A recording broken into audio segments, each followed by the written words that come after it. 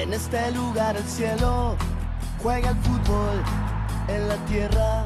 Lo chiamano il maestro triste, maestro per davvero, triste solo in qualche capitolo italiano.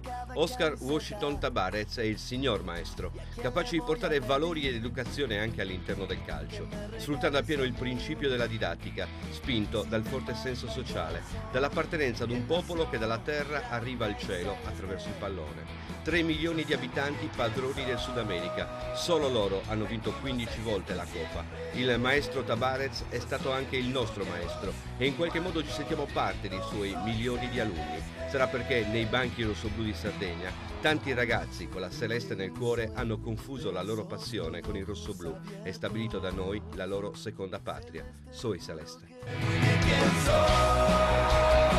Me conoces y estoy siempre